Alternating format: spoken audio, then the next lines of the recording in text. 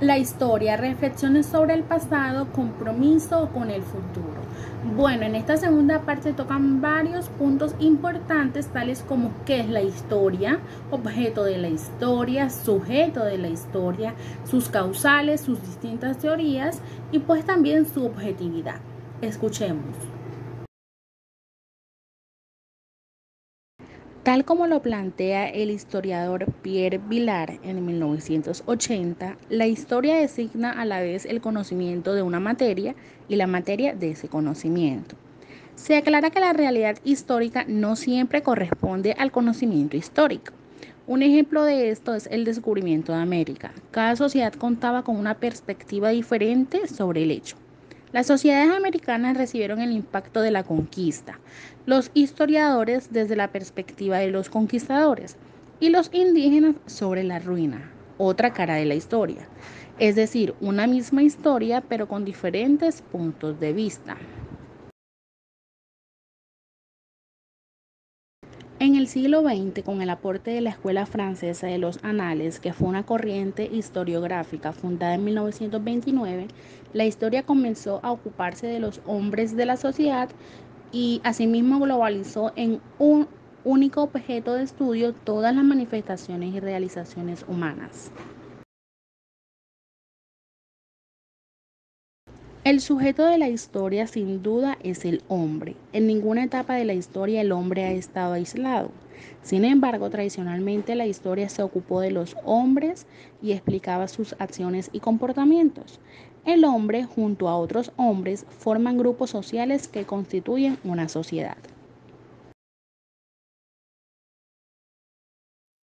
Las teorías establecen, ya sea de manera implícita o explícita, principios generales en los que se explica la evolución de la humanidad, sus transformaciones, avances y retrocesos.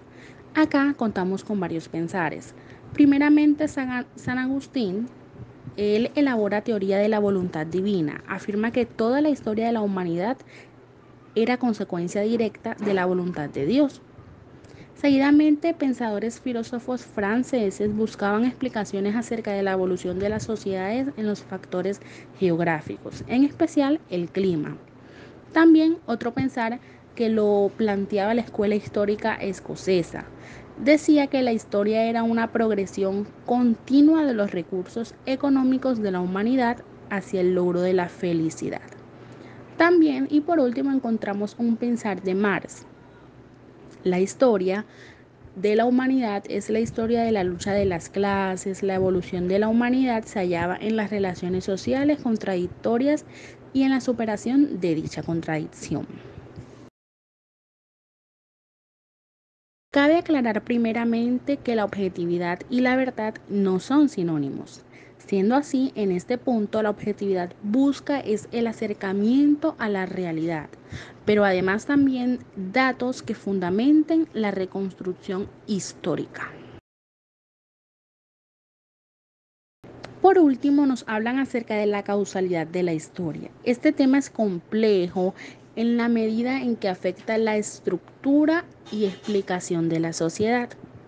La historia, para ser comprendida, necesita de la explicación de causales. Según Topalsky, en 1985, la tarea del historiador es reunir factores del proceso histórico que vienen siendo actos humanos, hechos históricos, tendencias, etc., con el fin de que el historiador replantee la explicación concordando con el marco de tiempo y el lugar en el cual éste se esté dando.